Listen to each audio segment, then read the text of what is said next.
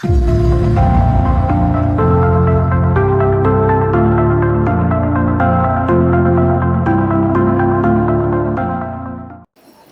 dari aspek batin mustasliman liqahri.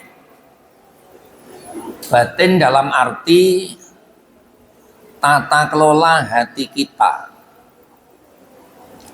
anggota lahiriah kita, fisik kita telah diperjalankan oleh Allah melalui jalur menjalankan perintah dan meninggalkan larangan. Yang ini semuanya kita implementasikan melalui jalur lahiriah. Sementara di dalam hati kita,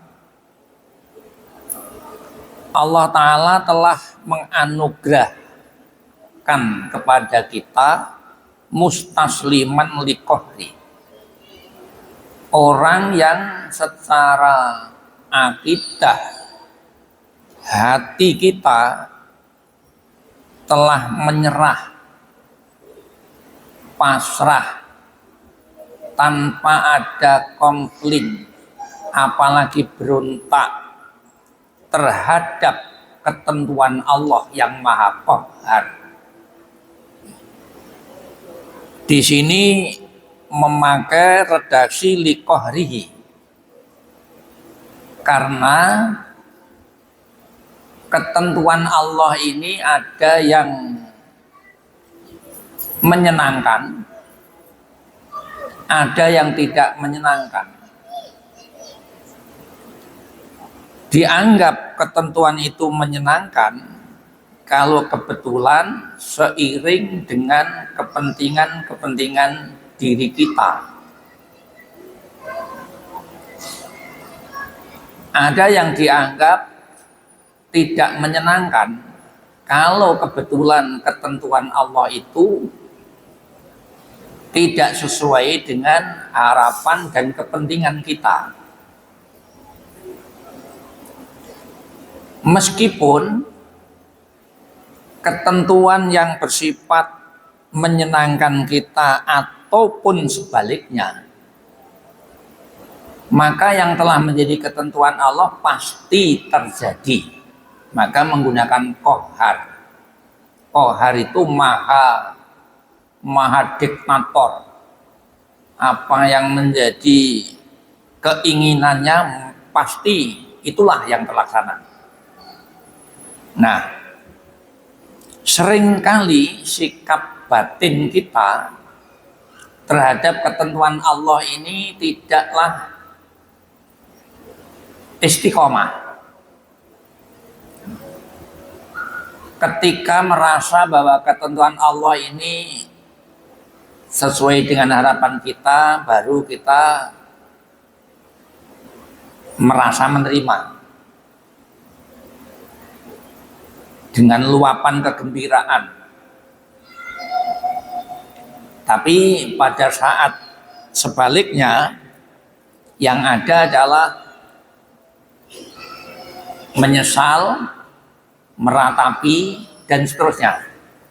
Nah, ini berarti menunjukkan bahwa kita belum taslim, belum menyerah, masih berontak, masih komplain.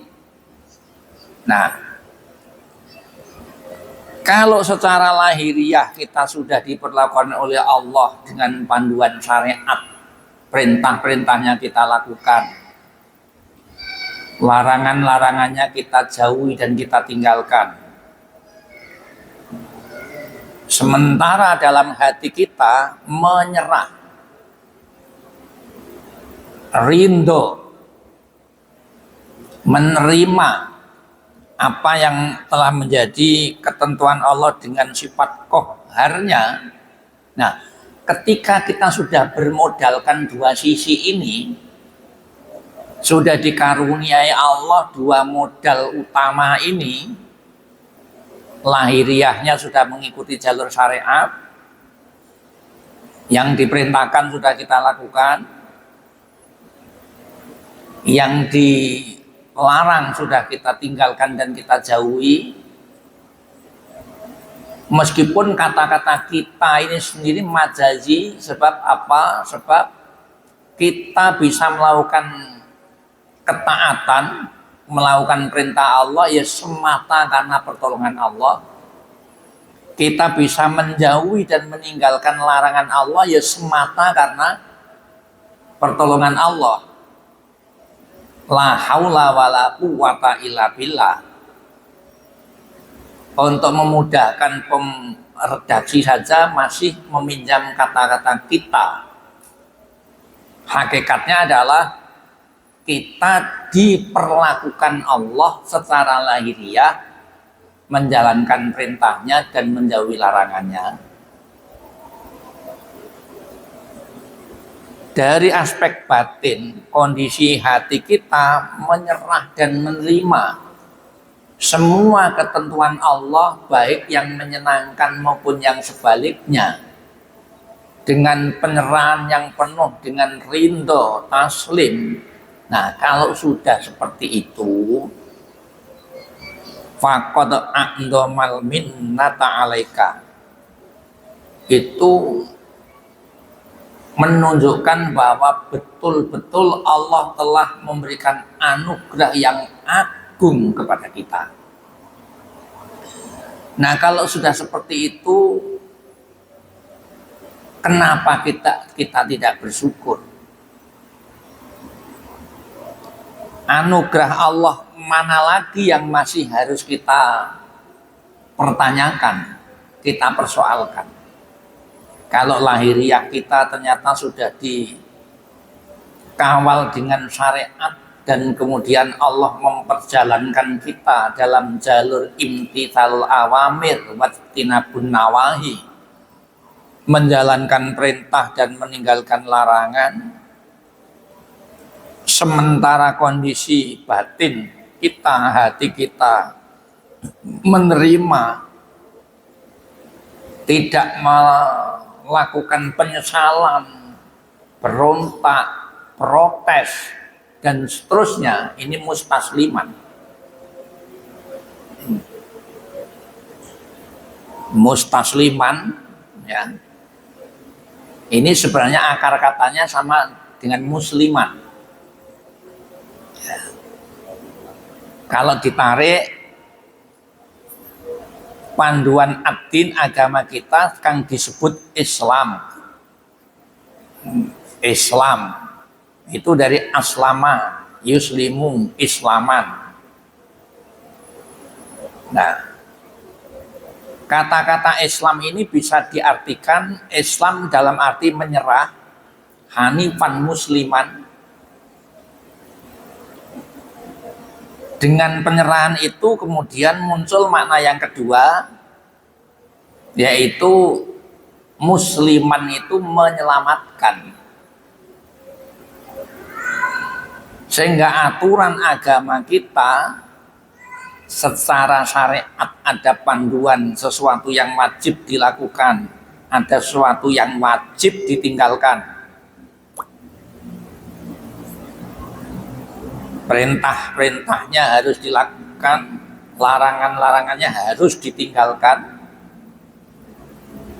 dan kemudian dihiasi dan disempurnakan dengan menjalankan perintah-perintah meskipun tidak sampai pada level wajib, yaitu sunnah. Demikian pula meninggalkan hal-hal yang dilarang meskipun larangan ini tidak sampai pada level haram, yang kemudian dalam hukum Islam disebut makruh.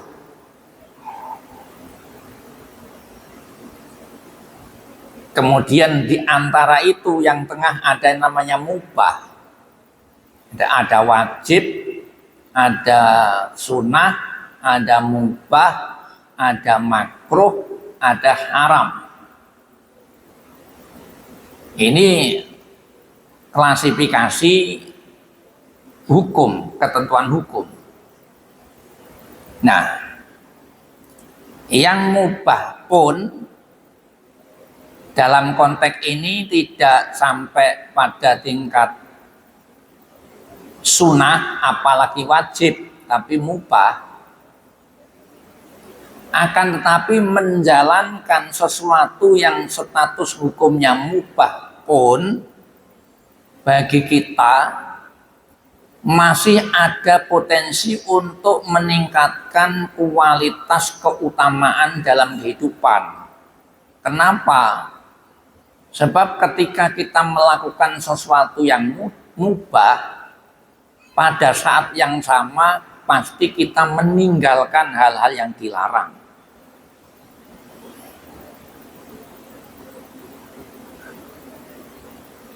Karena tidak mungkin dalam satu waktu, dalam satu aktivitas memiliki jenis hukum yang berbeda. Tidak mungkin. Sehingga ketika seseorang menjalankan sesuatu yang mubah, maka pada saat yang sama dia sedang meninggalkan sesuatu yang haram. Kalau dilihat dari sisi mubah, memang nggak wajib. Sunnah pun tidak. Tapi kalau dilihat dari sisi meninggalkan yang haram, maka barang mubah bisa setara dengan wajib. Itu. Misalnya saja kita sedang istirahat, tidur itu mubah sebenarnya. Tidur itu mubah, nggak wajib. Ya. Sunnah pun tidak, apalagi wajib, mubah. Tapi ketika kita menjalankan aktivitas yang status hukumnya mubah menurut syariat, pada saat itu kita meninggalkan hal-hal yang haram. Sebab boleh jadi andaikan tidak tidur, bisa saja kita melakukan sesuatu yang dilarang. Misalnya berbohong, misalnya ghibah, membuli, dan seterusnya. Itu semua ditinggalkan karena sedang menjalankan aktivitas yang status hukumnya mubah.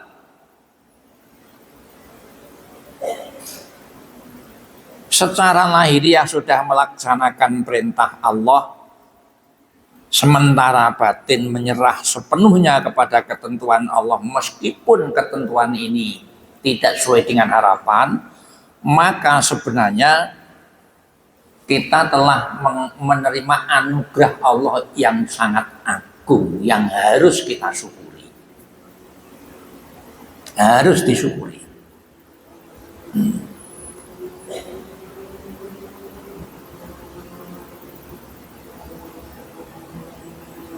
Diuraikan dalam syarah atau uraian dari kata bijak tadi, bahwa famata ja'alaka ayyuhal insan, wahai umat manusia, ketika Allah telah menjadikan kamu fid dohir, dari aspek dohir ini mumtathilan li amri wa mustaniban linahyi, secara lahiriah telah menjalankan perintah dan menjauhi larangan, wa fil batin mustasliman liqadri, dan di dalam suasana batin hati kita sana ini telah menyerah sepenuhnya terhadap ketentuan Allah yang Maha Qahar, faqad aqdamal minnata alaika, maka berarti Allah telah menganugerahi kita anugerah yang sangat agung yang harus disyukuri. Haitsu ara hadhiraka min anatil mukhalafah, karena lahiriah kita sudah tidak disibukkan dengan perbuatan-perbuatan yang melawan ketentuan syariat. Sebab tatkala perbuatan kita tidak diperjalankan Allah melalui jalur imtitsalul awamir, berarti kita melakukan perlawanan. Perintahnya tidak dilakukan, itu perlawanan. Ini sebenarnya larangan Allah, tapi masih kita jalankan. Ini namanya melawan. Itu perlawanan. Ya. Kalau diungkapkan perlawanan, didengar agak ekstrim, tapi memang begitu. Bukan sekedar kesalahan. Jadi, kalau durhaka, kemaksiatan, mukhalafah itu perlawanan. Lah, itu kita sudah aman. Lahiriah kita tidak melakukan perlawanan. Hati kita juga telah diposisikan sebagai hati yang tenang, nyaman dari pengaruh-pengaruh pertentangan. Sebab apapun yang sudah menjadi ketentuan Allah kemudian tidak kita terima, kita lakukan penolakan, kok jadi begini. Penolakan itu tidak akan memberikan efek apa-apa. Gitu. Jadi kita rindu atau tidak, menerima atau tidak ketentuan Allah, yang jelas ketentuan Allah pasti tetap jalan.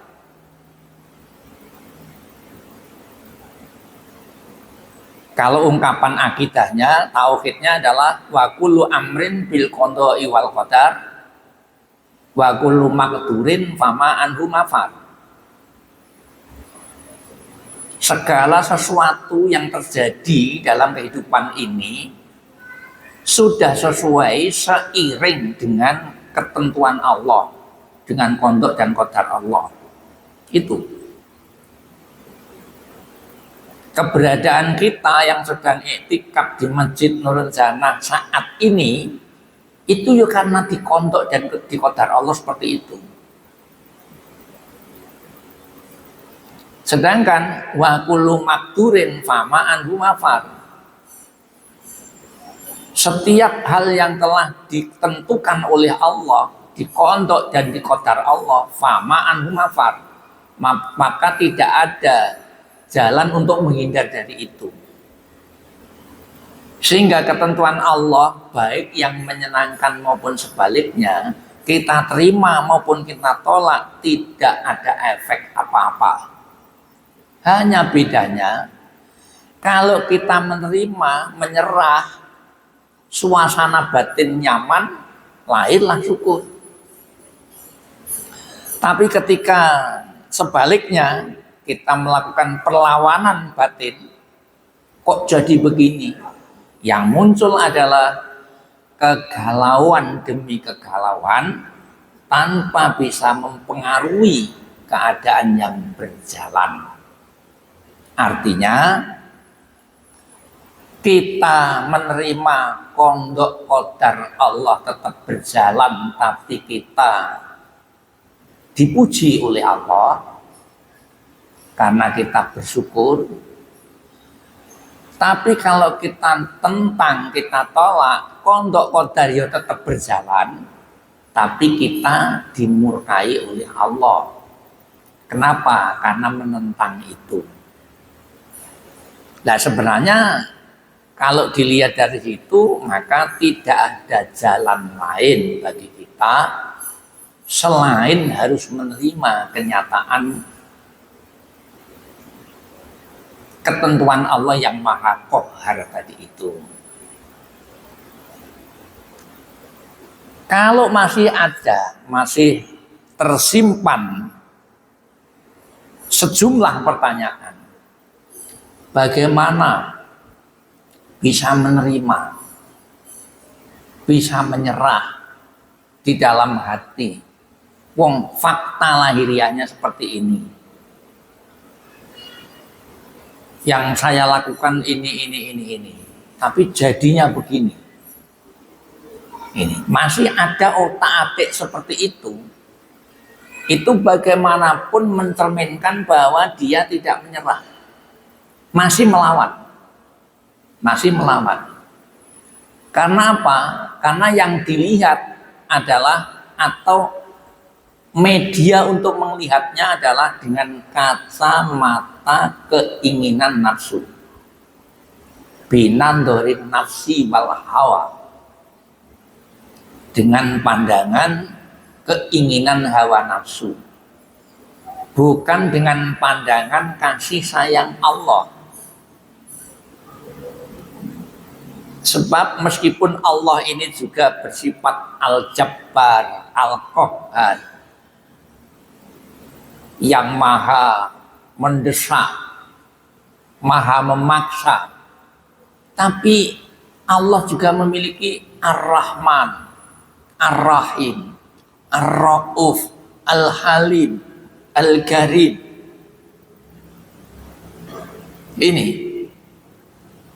sehingga apapun yang terjadi tidak akan kehilangan sifat-sifat kesantunan yang maha lembut dari Allah Subhanahu wa Ta'ala, meskipun lahiriahnya qahhar, sadis.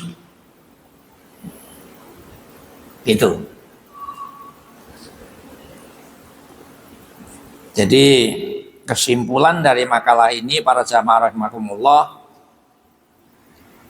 kita harus selalu pandai bersyukur kepada Allah karena kita diperjalankan oleh Allah pada jalur syariat.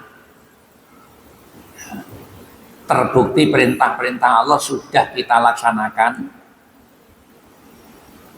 Sepanjang yang sudah mampu kita laksanakan, yang belum kita laksanakan karena memang belum ada kemampuan untuk itu. Segala hal yang dilarang oleh Allah juga sudah kita tinggalkan dan kita jauhi. Kalaupun mungkin dalam keseharian kita, perjalanan hidup ini ternyata masih juga menjalankan, melakukan yang sebenarnya dilarang oleh Allah, itu ya kita akui karena kendoifan kita, ketidakberdayaan kita untuk melawan bisikan-bisikan nafsu dan syaitan, dan harus kita akui karena memang orang yang baik bukan berarti orang yang tidak pernah salah. Orang yang baik itu ya orang yang pernah salah juga, tapi dengan kesalahan itu akan mengantarkan sebuah kesadaran dan insaf yang kemudian melakukan perbaikan-perbaikan atas kesalahan itu, seraya terus memohon maghfirah dari Allah. Kullu adamin khatta'un, setiap anak turun Adam berpotensi melakukan kesalahan. Wa khairu khatta'in at-tawwabun, sebaik-baik orang yang melakukan kesalahan adalah yang bertaubat kepada Allah. Jadi yang melakukan kesalahan masih ada jalan untuk menuju yang baik, yaitu at-tawwabun. Itu sisi lahiriah. Dari aspek batiniah, ya tentu mari kita berusaha, mujahadah, berusaha dengan sungguh-sungguh untuk menata dan mengelola hati kita agar bisa benar-benar menerima, menyerah penuh dengan ridho dan meyakini seperih apapun pondok qadar Allah, di balik itu pasti ada hikmah yang terkadang kita belum tahu. Harus begitu. Seperih apapun, apalagi tidak perih. Ya. Sepedas apapun yang menjadi pondok qadar Allah, di balik itu pasti tersimpan hikmah yang tidak kita ketahui. Karena memang soal hikmah ini difirmankan, yu'til hikmata may yasha wa may yu'tal hikmata faqad utiya khairan katsira. Allah memberikan, yukti, Allah senantiasa memberikan kemampuan untuk mengungkap hikmah itu yu'til hikmata mayyasha, kepada orang yang Allah kehendakinya. Makanya untuk mengungkap dan menggali hikmah di balik ketentuan Allah itu tidak setiap orang bisa, hanya orang-orang yang dikehendaki olehnya. Lah tentu kita semua berharap mudah-mudahan kita termasuk yang dikehendaki itu. Allahumma amin. Dikehendaki oleh Allah, mampu untuk menggali, mengungkap hikmah yang tersembunyi di balik kondok qadar Allah yang perih dan pedes tadi itu. Karena wa may yu'tal hikmata faqad utiya khairan katsira. Orang yang diberi oleh Allah kemampuan untuk memahami, menggali hikmah yang terpendam di balik kondok qadar Allah dengan segala ragamnya tadi, faqad utiya khairan katsira. Maka sungguh dia diberi oleh Allah kebaikan yang sangat banyak. Itu cara mengelola hati kita agar bisa menerima kenyataan yang ada. Toh andekan tidak menerima pun tidak ngefek apa-apa. Kondok qadar tetap jalan. Hanya bedanya kalau menerima, menyerah itu kita disukai Allah, dicintai Allah. Kalau sebaliknya kita dimurkai, soal kondok qadar tetap jalan. Nah, begitu. Baik, selanjutnya ada ungkapan bijak. Bismillahirrahmanirrahim. Laisa kullu man sabata tahsisuhu kamula tahlisuhu. Ungkapan ini juga para jamaah rahimakumullah untuk membekali diri kita, agar ketika kita melihat fakta kehidupan, ada orang-orang yang diberi oleh Allah taksis, keistimewaan. Yang keistimewaan namanya saja keistimewaan, di luar kebiasaan manusia. Kalau melihat seperti itu, jangan kemudian kita mudah silau, simpati, jangan. Karena laisa kullu man sabata taksisuhu kamula tahlisuhu. Tidaklah setiap orang yang telah memperoleh ketetapan keistimewaan dari Allah itu tidak secara otomatis sempurna kebersihan hatinya. Laisa kullu man sabata taksisuhu kamula tahlisuhu. Yang diharapkan oleh Allah dari kita adalah tahlisul qalbi, mensucikan hati. Disucikan dari apa? Dari kotoran-kotoran masyaallah. Yang dituntut oleh Allah, yang diajarkan kepada kita adalah mensucikan diri, hati kita dari pandangan-pandangan selain Allah. Kalau di dalam hati kita masih ada harapan untuk dipandang, untuk dinilai oleh selain Allah, itu artinya masih kotor. Dan itulah yang harus kita lakukan, tahlis, pembersihan demi pembersihan. Sehingga yang kita harapkan hanya Allah. Bismillah, wa billah, wa minallah, wa ilallah. Nah, Sementara yang namanya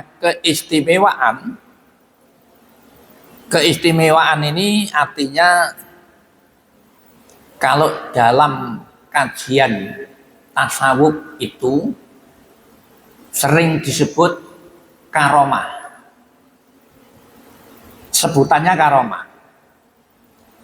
Untuk memudahkan saja, meskipun keistimewaan ini tidak selamanya karomah, berstatus karomah, bisa istidraj. Bisa istidraj. Nah, tentu keistimewaan masuk pada kategori karomah kalau keistimewaan itu berada pada orang-orang yang telah melalui jalur ittinabun nawahi, imtithalul awamir dan ittinabun nawahi tadi. Lahiriahnya sudah melalui jalur benar, perintah Allah dilakukan, larangan Allah ditinggalkan, dan bahkan perintah ini tidak sekedar yang wajib, yang sunah-sunah pun dilakukan. Yang larangan ini tidak saja yang haram, tapi yang makruh pun ditinggalkan. Yang mubah pun beralih status menjadi wajib. Nah, kalau ini secara lahiriah dan kemudian memperoleh yang disebut dengan taksis keistimewaan, lah itu mungkin karomah. Tapi kalau keistimewaan ini dilakukan berada, ya begitu ya, berada pada orang-orang yang secara lahiriah belum memenuhi standar syariat yang benar, maka keistimewaan itu bisa masuk pada kategori istidraj. Istidraj itu ya pemberian Allah, meskipun kelihatan pemberian itu menyenangkan, tapi sebenarnya akan menjerumuskan dia makin jauh dari ridha Allah. Nah, oleh karena itu tidak boleh kita mudah terperangkap dengan keistimewaan itu, begitu. Sebenarnya keistimewaan yang paling utama adalah istiqomah dalam iman dan amal ibadah. Istiqomah dalam iman dan amal ibadah itulah keistimewaan. Bukan keistimewaan itu harus wujud berupa keanehan-keanehan yang di luar standar manusia biasa. Misalnya bisa melipat bumi, perjalanan dari negara satu ke negara lain hanya beberapa sekejap mata dan seterusnya. Bukan itu sebenarnya, bukan itu. Di kalangan ulama tasawuf juga banyak yang mengkritik orang-orang yang memiliki kecenderungan ngejar-ngejar keistimewaan dalam standar itu tadi. Bahkan ketika orang menuju kepada ridha Allah, yang pada proses menuju itu namanya suluk. Suluk itu berjalan menuju ke sana. Ya sudah barang tentu melakukan perintah-perintah Allah dan sebagainya tadi, ibadah. Kemudian di perjalanan kok muncul karomah, muncul hal-hal yang luar biasa. Itu justru harus dicurigai bahwa ini adalah penghalang untuk perjalanan menuju ridha Allah. Bagi mereka ketika melaksanakan suluk ilallah, kemudian di tengah perjalanan ini muncul keistimewaan, kemudian dia asyik dengan keistimewaan itu, apalagi menganggap bahwa itu adalah tujuan akhir. Itu ibarat ada anak kecil mau berangkat sekolah, di perjalanan ada permainan yang indah, dia asyik dengan permainan itu, akhirnya nggak sampai tempat tujuan. Jadi keistimewaan bagi orang-orang ahli tasawuf justru dicurigai. Jangan-jangan ini penghambat perjalanan suci kita menuju pada hadratillah. Itu makanya bukan mengingkari karomah, bukan. Kajian tasawuf bukan ingkar terhadap karomah, itu ada karomah itu. Ada contoh-contoh yang diungkapkan, dibukukan dalam kitab-kitab Turos dari waktu ke waktu, itu ada. Cerita-cerita masyarakat yang hidup dari waktu ke waktu ada. Ya. Ya entah batunya masih ada atau enggak, tapi namanya watu gajah itu ada. Ya kan? Sumur Gemuling itu ada. Nah, kalau di Tuban ada sumur Serumbung itu ada. Namun demikian, kita harus selektif, jangan setiap yang aneh kemudian kita terkesima dengan keanehan itu tanpa harus membaca background dari munculnya keanehan-keanehan itu. Karena kullu laisa kullu man sabat taksisuhu kamu la takhlisuhu. Itu.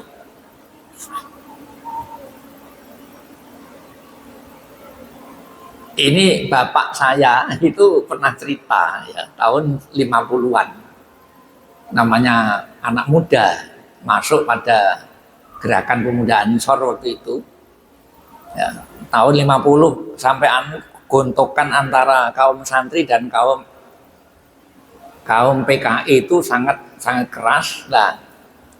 Bapak dan kawan-kawan 4 atau 6 orang ini akan menuju ke salah seorang yang dianggap itu orang pinter gitu, tapi nggak ahli ibadah. Lah karena belum ada warung makan waktu itu, berangkat dari rumah bawa nasi dimakan, sebelum masuk desa dimakan. Nah itu mencari rumah orang yang dituju ketemu. Begitu masuk, itu menyapanya begini, ngaku santri mangan pinggir dalan. Padahal siapa yang hubungi? Ada keistimewaan. Ngakune santri mangan pinggir dalan. Nah, dah. Di situ ada gambar Parwarid PKI itu. Ya, teman-teman bapak saya itu ya mengamati gambar itu, Parwarid itu. Langsung ditegur. Gak usah disawang. Itu besok menjadi musuhmu. Artinya ada pandangan-pandangan yang tipis. Ya, seolah-olah mengetahui sebelum itu terjadi, mengetahui hal-hal yang tidak banyak orang tahu, tapi dia adalah orang yang tidak beragama, dia bukan orang yang beragama. Lah hal-hal seperti itu kita harus selektif sehingga kita tidak terkecoh oleh keanehan-keanehan yang sebenarnya bukan semua keanehan itu dianggap karomah, kemuliaan dari Allah Subhanahu wa ta'ala. Itu maksudnya laisa kullu man sabata takhsisuhu kamu la takhlisuhu. Tidak setiap orang yang memperoleh keistimewaan itu telah sempurna tingkat kebersihan hatinya, itu tidak. Wallahu a'lam bishawab. Terima kasih. Al-Fatihah. Bismillahirrahmanirrahim.